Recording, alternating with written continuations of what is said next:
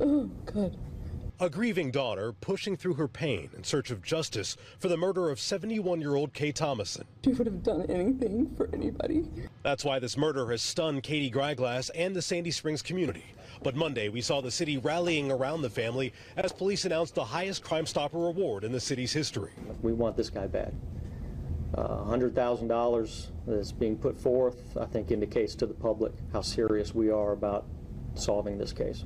Police want you to take a good look at this surveillance video released Monday that shows a man walking outside of Thomason's house on Old Woodbine Road on June 27th, the night that she was stabbed to death. We hope that someone will look at the subject in that video, see how perhaps that person walks, see what that person was maybe wearing the night of the homicide. Thomason's SUV that the suspect took from her home was recovered at the Azalea Place Apartments, where one witness says he may have seen the man in question. The last time we saw him, it was that day, I think it was Tuesday, when we came back from getting lunch. Police are pursuing all leads, and his family hopes that will lead them to the answer of who robbed them of this loving mother and grandmother. Please, if you know anything, come forward. We know that this is a community that takes care of their neighbors, and we're asking you now to help take care of one that mattered greatly to us. Nearly 7 years after a 71-year-old Sandy Springs grandmother was murdered in her home, her killer has now been sentenced to life in prison. The shocking 2018 crime rocked the Sandy Springs community. Police say this conviction can help the family and the community heal. Fox 5's Eric Mock joins us now from the live desk to break down what happened in court this week. Eric?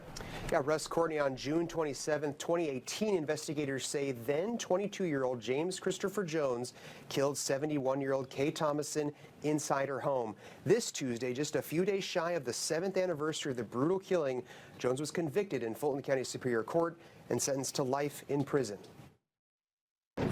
It brings closure. Sergeant Leon Milholland with the Sandy Springs Police Department says Tuesday's verdict and sentence for now 29-year-old James Christopher Jones closes a dark chapter in Sandy Springs history. It had a definite impact on the community. It hit hard. On June 27, 2018, 71-year-old Kay Thomason, a grandmother, was murdered inside her home. Her car was also stolen. It's something that happens to a community that a community is not, they're not going to sleep peacefully at night until there's resolution. For 2 years after the killing, there were no suspects or persons of interest identified. Investigators and the family even put up a hefty reward of $100,000 for information. But Milholland says Sandy Springs investigators and crime analysts never gave up. It did not become a cold case because our detectives and our analysts were constantly working on it. Crime analysts used geofencing data to link Jones to the location of Thomason's home and car. It was crucial in breaking this case open, and had it not been for the work of our intelligence analysts,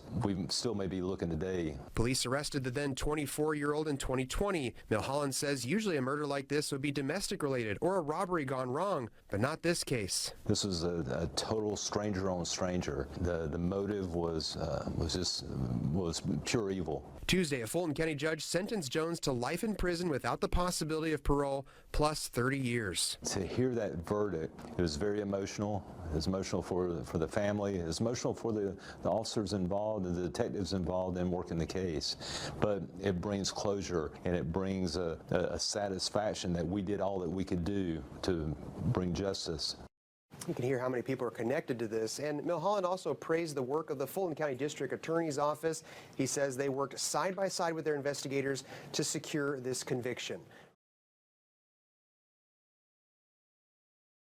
The family is grieving tonight after a police chase ends in a fiery crash in Plainfield. Thanks for joining us tonight. I'm Bob Donaldson. And I'm Chelsea Helms. That crash killed a baby, burned a toddler, and injured their father. CBS 4's Eric Graves talked to the kid's mother in the hospital today. There's a small but growing memorial here at the corner of US 40 and Ronald Reagan. The name Iris written in the middle. That's the name of the baby that died just behind me here in a fiery crash. Iris was just 2 months old. Jack Vaughter is devastated, heartbroken, exhausted, and so much more after her family was torn apart in a fiery crash Wednesday. Perfectly healthy and happy. And then within 30 minutes, she was gone. She spoke to us at Riley Hospital, where her son Aries is and will be for the foreseeable future. The 3-year-old's upper body is covered in burns. Jack can't even hold her son's hand. I'm able to hold his feet and so he knows that I'm there for him, and I'm really thankful that I can at least do that. Her fiancé, Shadow Moore, is also in the hospital with broken ribs, a lacerated spleen, and a fracture in his spine. This is a picture of the crash at the corner of US 40 and Ronald Reagan Parkway in Plainfield. Moore was driving the two kids through the intersection when his car was hit by this gray one. Witnesses saying they heard the crash from a football field away. There's no words to describe. It was in flames and a crazy situation. Plainfield police say the driver of the gray car was speeding away from Avon police, trying to pull him over when he crashed into Moore's car. Two sources confirmed to CBS 4 the driver of the speeding car was this man, Sidani Pettis. Court records show he was on probation for an aggravated battery charge. Pettis was arrested after the crash. There's a guy out there that just changed my family in the matter of seconds. Now, Jack and her family will be here in Riley, trying to give her son strength while mourning her daughter. Her and her brother were just always together. They loved each other so much. Jack wanted to talk to us to put faces and names to her family as everyone talks about them, and leave us with this message. I want everyone to drive safe and give their kids the biggest hugs they can. The man suspected of causing this crash is expected to be in court in Hendricks County here in the next few days. We'll be there and keep you updated when he makes his initial information on that deadly police chase and car crash in Plainfield. The fiery crash tragically killed a baby and injured a toddler and their father. CBS 4's Eric Graves dug more into the suspect's history and talked with the grieving family. 2 full days after a crash at this Plainfield intersection ended in flames, you can still smell the fire in the air. Meanwhile, a memorial continues to grow for 2-month-old baby Iris. As cars zip past, flowers, a teddy bear, a stuffed unicorn all surround a cross with the name Iris on it. Iris was our granddaughter, our first granddaughter. April Williams, standing in a shirt that says Mimi on it, says she feels broken. I'm a Mimi to 2 babies. It doesn't matter that one's not here on Earth. April barely got to know her granddaughter, Iris Moore.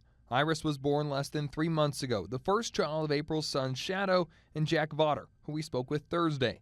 Shadow was T-boned Wednesday morning at US 40 and Ronald Reagan Parkway, with Iris and his soon-to-be stepson, Aries, in the back seat. He said the car flipped a lot, and then the fire started, and then there was an explosion. Bystanders and officers rushed to help, managing to cut Aries' car seat out, but they weren't able to save Iris. Shadow has broken ribs, a fracture in his spine, and a lacerated spleen, but was able to leave the hospital Thursday, heading straight to Riley, where his fiancée and Aries are. He went straight up there to see his boy. I mean, that's his boy. The man driving the car that hit Shadow's car was fleeing Avon police, who had just tried to pull him over down the road. Sources confirm Sidani Pettis is the suspect in the crash. The Hendricks County Jail shows he's charged with 3 counts of resisting arrest and 1 count of car theft. In 2019, Pettis was convicted of aggravated battery after a charge of attempted murder was dismissed. Court records show he spent roughly 4 years in jail and was on probation at the time of the crash. I can't say that I hate him and I wish him dead, but I am so angry. The family is hopeful that sharing their story could help prevent this from happening in the future. Maybe make somebody else think, I'm not going to run, because if I run, I could destroy another family. Pettis was initially scheduled to be in court at noon on Monday. Court records show that has since been canceled, but we do expect him to be in for an initial hearing in the next few days. We'll keep you updated as that develops. A Milwaukee man is sentenced to more than a decade behind bars for murdering a woman outside of her workplace. 26-year-old Carl Knight was charged with felony murder along with possession of a firearm by a felon. Lauren Winfrey was in the courtroom for the sentencing. It was an emotional day for just about everyone in the courtroom, but Karen Simick's husband says he can now rest a little easier knowing his wife's killer will be behind bars for a very long time. Entering the courtroom shackled, mouthing inaudible words to his family, 26-year-old Carl Knight quietly took his seat and awaited his fate for the deadly crime he committed in January of last year. You did take a calculated risk. I'm willing to walk in the community with a loaded gun, target a victim with a loaded gun, and take my chances. The victim Knight targeted was Karen Simic. She had just parked her car outside Garden Fresh Foods where she worked when Knight confronted her, robbed her. Then the gun went off, shooting Simic in the face. Knight says he never meant to kill Simic, but he did leave her to die alone. With her glasses lying shattered on the cold ground next to her, Karen's last sight was of snowflakes gently falling to the sidewalk, melting and turning red as they mixed with her blood. Sassi describes his wife as a daughter, a sister, and a friend. They were married for 30 years, and Sassi says he was looking forward to the possibility of 30 more. I know my action has caused a lot of sadness and a lot of broken hearts to the family, and I pray that they forgive me. And although Knight did apologize, Simic's family says they're not ready to forgive him just yet. A man is behind bars charged in the death of a retired Auburn University professor. Yesterday afternoon, the woman's body was found in the woods a couple miles away from the school.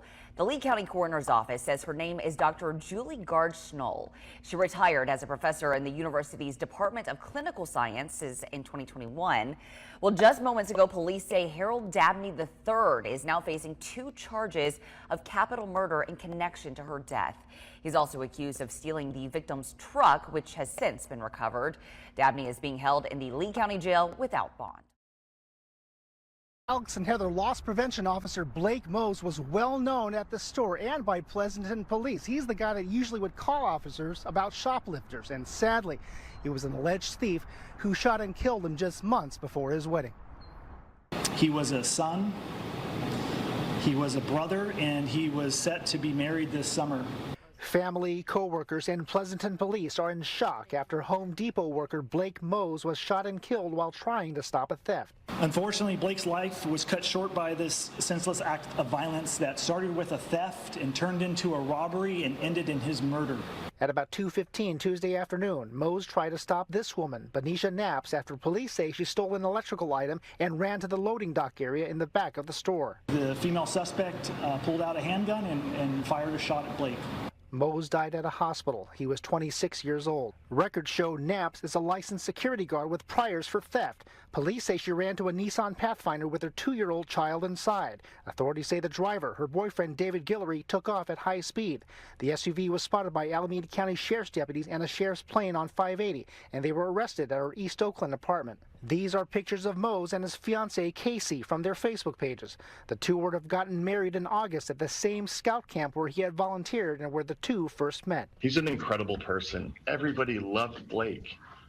He's the nicest guy in the world. Scott Rogers volunteered with Mose and the Scouts and used to work at a different Home Depot. I've been down this road with people shoplifting. I just can't believe it escalated to what it did where he got shot. There's no reason for that. Great guy. Yeah, he was a very, very, very nice young man. Would do anything for anybody, and he was just trying to do his job for the store. We've lost a valuable member of our community, a person who served to protect his fellow coworkers and customers, and was a valuable partner with law enforcement. Pleasanton police say they have recovered a gun. As for the alleged shooter, she's being treated for injuries sustained during the incident. Her boyfriend's being held at Santa Rita Jail in Dublin. I've learned that he has a pending case for allegedly stealing $1,300 in jerseys from a soccer store in Berkeley. Reporting live, Henry Lee, KTVU, Fox 2 News. Tonight marks exactly 1 week since the brutal murder and carjacking of a 77-year-old woman in Buckhead. The family of Elaine Bowles will lay her to rest tomorrow. Police say a carjacker stabbed her to death in her own garage. Now, with the suspect in custody, loved ones, they want to seek some closure. Fox 5's Rob Urienzo has been on this story since it broke. Rob, such a gut-wrenching week this family's been through. Yeah, Eric, tomorrow family and friends will come together to say goodbye to Ellen Bowles. Her son Michael, who found her body, says he wants his mom to be remembered for how she lived, not how she died. We had a ton of things that we were getting ready to do together over the holidays. Those plans were shattered last weekend when Michael Bowles drove down to Buckhead from D.C. and made the life-changing discovery. I ran around back to see if her car was there, and that's when I found her. Atlanta police charged 23-year-old Antonio Brown with stabbing Bowles to death, then taking off with her car. He's facing several charges, including murder and aggravated carjacking. She had an incredible life. She had just been in Portugal with one of her best friends about a month ago and had gotten back, and she had a lifetime ahead of her. Loved ones will lay her to rest Sunday at the Holy Innocents Episcopal Church in Northwest Atlanta. As the community copes with such a senseless loss, Michael wants his mom's light to continue to shine. One of the things we wanted to do was make sure that her name is out there, her picture's out there, and we want people just to know that was a real person behind this. He commended homicide detectives who arrested Brown within 24 hours of the release of the security footage. The Atlanta Police Department and the detective in this case and all of the people on that side of things have been incredible throughout this process. Bowles' loved ones have been collecting donations for the Atlanta Humane Society in her memory. As they say their goodbyes, they want her story to live on. And we've collectively decided that we want to try to do something positive here by getting the message out. And we're very thankful that we've had the support system that's allowed us to do that. And tomorrow's services are set to kick off at 2 p.m. They will be live streamed on the church's Facebook and YouTube channel. Breaking right now, Hernando County deputies just arrested 17-year-old Christian Fitzgerald, who they believe shot a teenage girl in the face. News Channel 8's Ryan Hughes is live at the Springhaven Apartments in Spring Hill. Ryan, bring us up to date on this. And good evening. Christian Fitzgerald, he was arrested at his apartment complex not far from here. This is where deputies say he shot Brianna Goebel in the face. Yeah, she was laying right here. He threw his phone over here. She was laying right here. Kathleen Cancel still can't believe what she saw. It was horrifying. It was horrifying. It sounded like fireworks at the Springhaven Apartments in Spring Hill, but she quickly realized it was a whole lot worse. I heard a voice screaming, "Call the cops. My sister was shot." Cancel ran from her unit and found 18-year-old Brianna Goebel on the ground near the community pool. Her brother was by her side, frantic. His sister was laying on the floor with a pool of blood, and I grabbed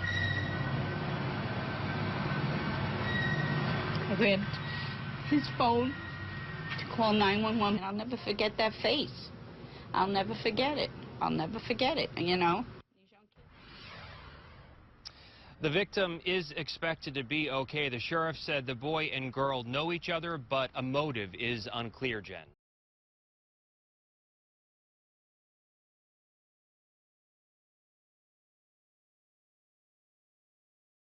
Authorities in Southeast Georgia are investigating a deadly series of events that began with a stolen vehicle and ended with 3 people dead. It began in Bullitt County with a report of a stolen pickup truck. What followed was a series of events involving multiple stolen vehicles and a gruesome discovery at a home near Ash Branch Road in Bryan County. What began as an act of kindness quickly took a turn for the worst. The Bryan County Sheriff's Office says at around 4 Sunday afternoon, a man in the Nevels area of Bullitt County near Bryan County stopped to help a driver who had run out of gas. Investigators say the suspect, identified as Anthony Andrea Forney, then jumped into the man's truck and drove away. Authorities say the vehicle was later tracked to Ash Branch Church Road in Bryan County. Once deputies arrived, they say they spotted the same suspect leaving a nearby driveway in a gray Toyota Camry, and deputies initiated a pursuit. During the chase, investigators say the vehicle suddenly swerved off the road, crashed into a ditch, and overturned. When officers approached, they say they discovered the suspect had shot himself inside the car. Meanwhile, deputies checking the nearby home found the stolen truck parked behind the residence. Inside the house, investigators say they discovered Kenneth Craig Lanier and Rhonda Lanier dead from gunshot wounds. The investigation remains active and ongoing. 22 News has asked the Bryan County Sheriff's Office if they suspect foul play in those deaths and if Forney is a suspect in connection to their deaths.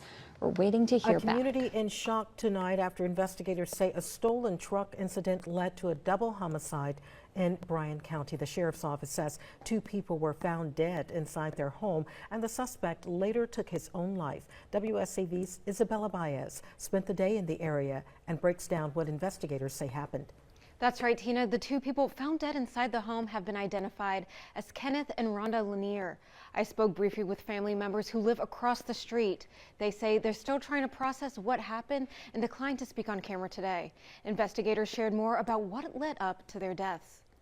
To the Bryan County Sheriff's Office, the incident started Sunday afternoon when a Good Samaritan stopped to help a man who had run out of gas in Neville. Investigators say that man was Anthony Forney. When the Good Samaritan went to get a gas can, deputies say Forney stole his truck and drove off, leaving the man stranded on the side of the road. The driver called 911, and with the help of Bullitt County investigators, they tracked the stolen truck using GPS, leading them to Sally Mae's restaurant. By the time deputies arrived, the truck and Forney were gone. The GPS signal later placed the truck near Ash Branch Church Road in Bryan County. When deputies arrived, they say they saw Forney leaving a driveway in a different vehicle, sparking another pursuit. During the chase, deputies say the vehicle swerved out of control, ran into a ditch, and flipped over. When officers approached the car, they found Forney had shot himself while behind the wheel. Meanwhile, other deputies went to the home he had just left. Inside, investigators found Kenneth and Rhonda Lanier dead from gunshot wounds. Bryan County Sheriff's Mark Crow offered his condolences to the Lanier family, saying in part, quote, "In times like this, we are reminded that even in our most quiet, quaint, and peaceful communities, the worst of evil still exists."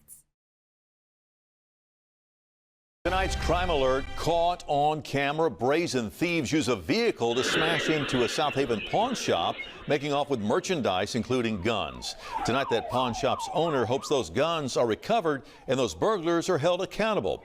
Here's WRAG's Shay Arthur. A bold break-in. An SUV smash and grab in South Haven early Saturday morning.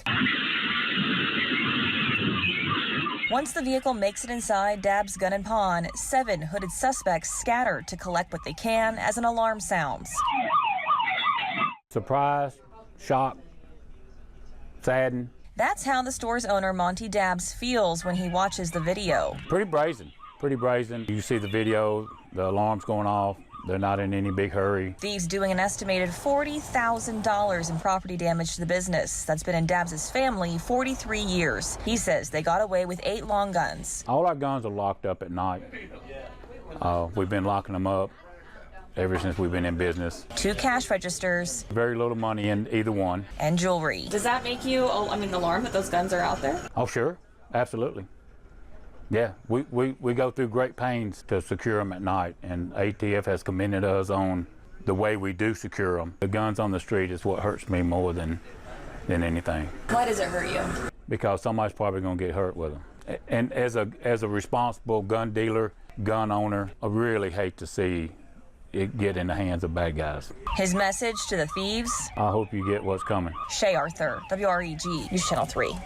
Now, Dabb says in 43 years, this is the first time they've had any weapons stolen. He's working closely with law enforcement. We also reached out to South Haven PD for more details about the break-in, but so far we haven't heard back. It's been more than a month since anyone has heard from Danielle Stislicki. The 28-year-old woman was last seen with a man who worked at her office building, security guard Floyd Galloway Jr. They knew each other. They were friends.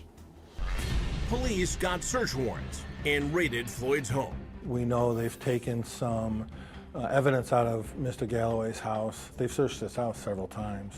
But Galloway was not charged in connection with Danielle's disappearance. Still, his own sister-in-law was convinced he had something to do with it. What if Floyd was someone else and I didn't know about it?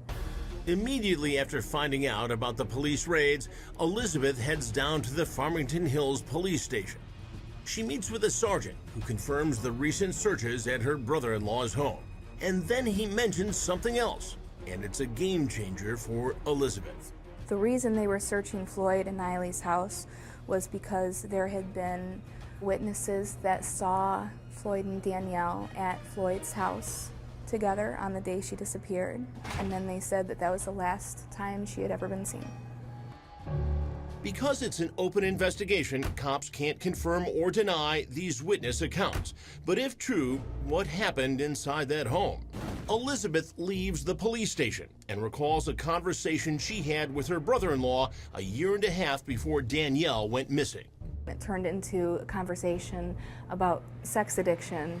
He admitted that he, had an addiction to porn and that he had had thoughts of cheating. And my sister was just then starting her chemo treatment. I was like, just don't cheat on my sister, dude.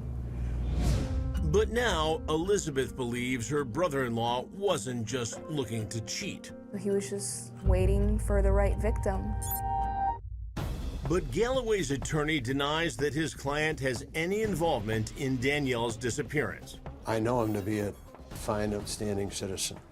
I'm certainly surprised and troubled by the accusations, and I wish I had a magic wand to return Danielle Stislicki to her home.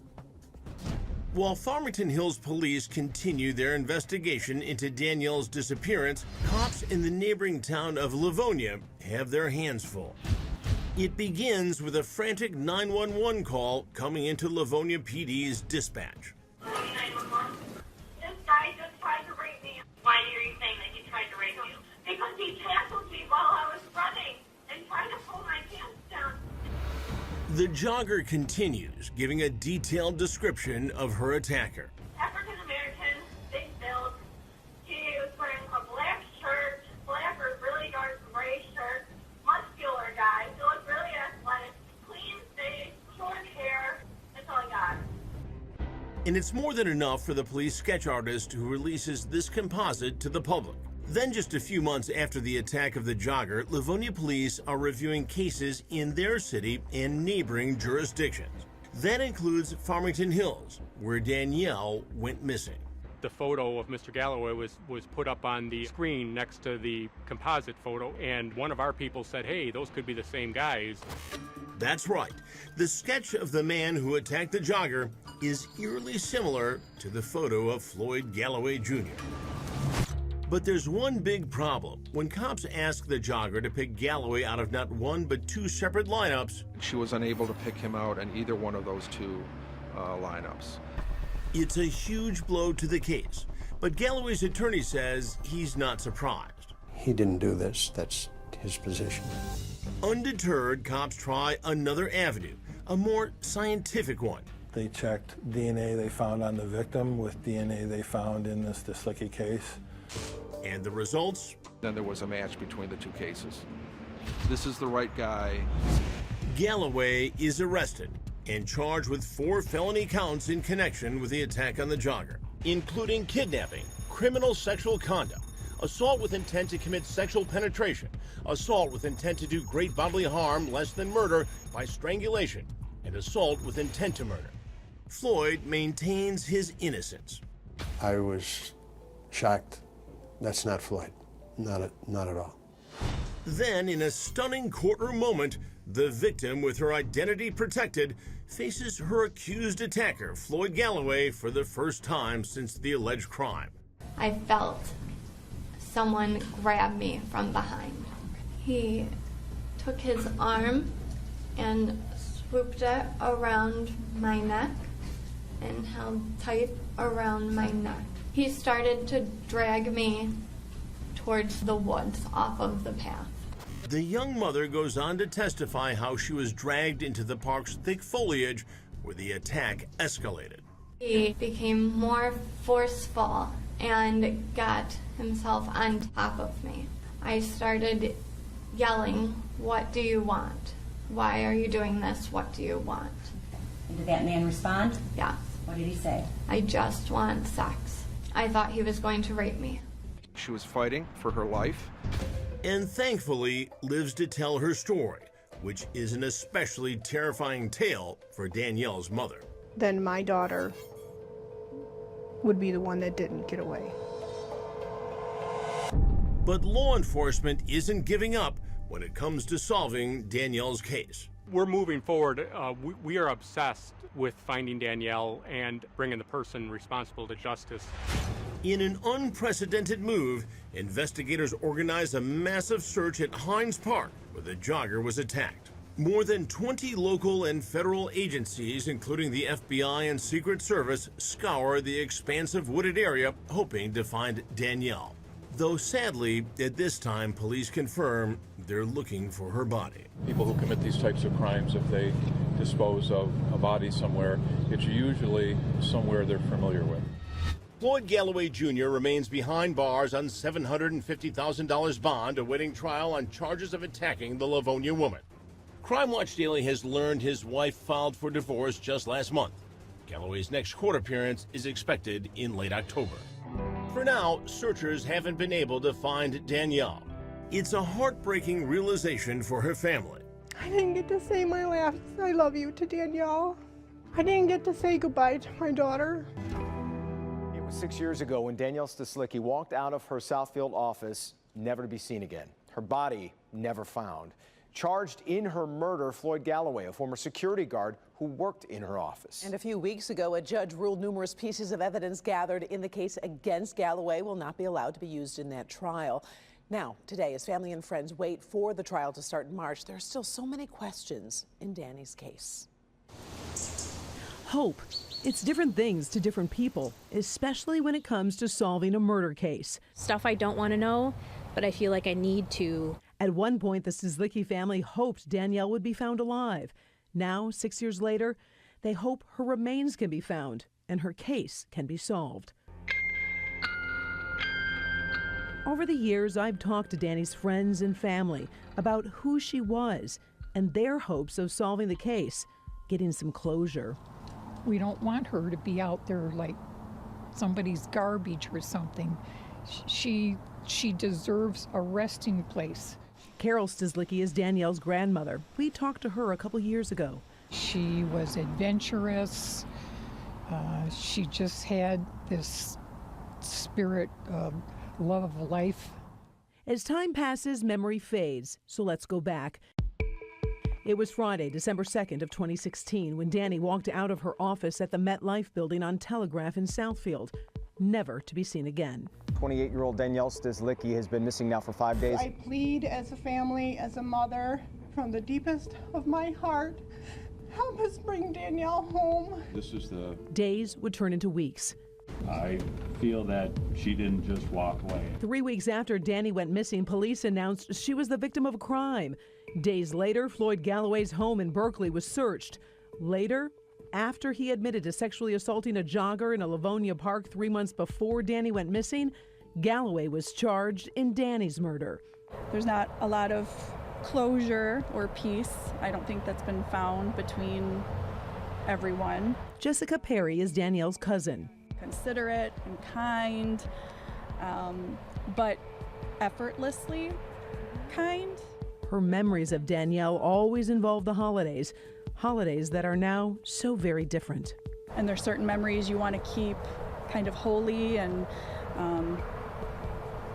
just still filled with that joy that she had. And I think sometimes when you get to talking, it just inevitably ends up a conversation about her last hours, and it's difficult. It really is.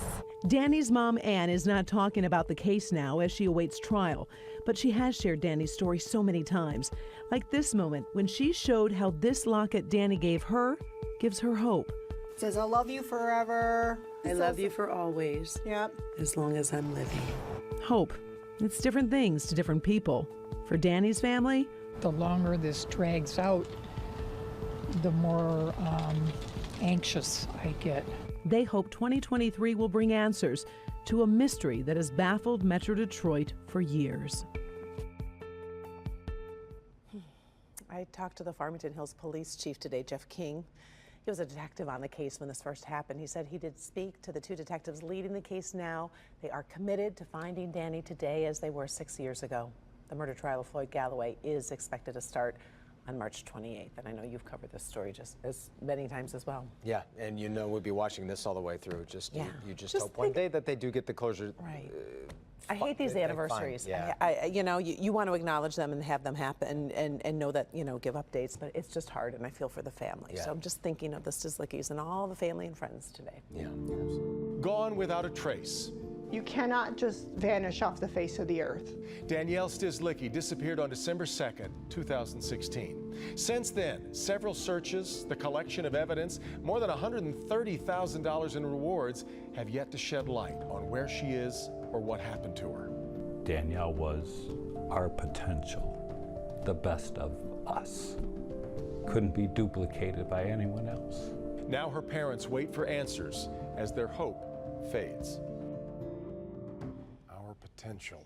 It's been nearly 6 months since Ann and Rich Stizlicki have seen this bright smile in person. Well, tonight they open up like they never have before as they search for justice. This is an escape for Richard and Ann Stizlicki, a quiet walk in their Fowlerville backyard. Here, they try to calm their racing minds and ease their aching hearts as they can't stop thinking about their daughter, 28-year-old Danielle Stizlicki. You cannot just vanish off the face of the earth. Danielle left her Southfield office back in early December, never to be seen again. Evidence has been gathered at this Berkeley house, home to the security guard that used to work in the building Danielle worked. Floorboards, a mattress, and a car, all taken from the home. Farmington Hills police tell me the border of this puzzle is complete, and they're slowly filling in the missing pieces of Danielle's disappearance. But still, no answers for her family. Danielle was our potential, the best of us. Couldn't be duplicated by anyone else. It's terrifying to think that I would even have to go another month waiting to find answers. The wait is excruciating, so Richard and Ann are doing all they can to share Danielle's story. We need to stand strong. We need to come together as a community. That's Ann at a recent Missing in Michigan event. She and Rich come here to share and also to comfort other families who have someone missing. We needed to educate ourselves and be involved and support those people. Missing is the broad category for the many reasons that people go missing. Rich is very active on social media, helping push the #FindDanny campaign, sharing photos of Danny and begging for those who know anything to come forward. Meantime, Ann's car is a moving billboard. It also brings me peace in the morning as I drive that hour and a half to work, that she's with me and that, you know, together we're going to go. We're going to be strong, and that we're going to let everybody know that she's still missing and we're not giving up. What's different from early December to May with how you are dealing? This could unfortunately last a long time. So how do you survive it? How do you take and get up every morning? I think the biggest thing is to always be doing something beyond us, because I don't feel we can turn back the clock. We as a community need to come and stand together, and we need to pick our heads up and start paying attention. We need to start being aware of our surroundings and stop the missing in Michigan. Until they get answers, they will always wonder. Ann wrote a poem this past Mother's Day to her daughter, the first without Danielle. In part, it reads, I wish on the stars I see so bright at night, we will find out who did this with all of our might. I wish we could hold you just one more time, and that they didn't have to say you are a victim of a crime. I wish and pray for you each day and hope we find truth before the end of May. We will not give up the search for you. With all my love and hugs to you, Danielle, Olive Juice. The Farmington Hills Police Chief tells me they continue to make good progress and they do have high expectations this case will be solved and justice will be served for Danielle and her family. It's just agonizing. Her heart just breaks when she reads that poem. Yeah, absolutely does.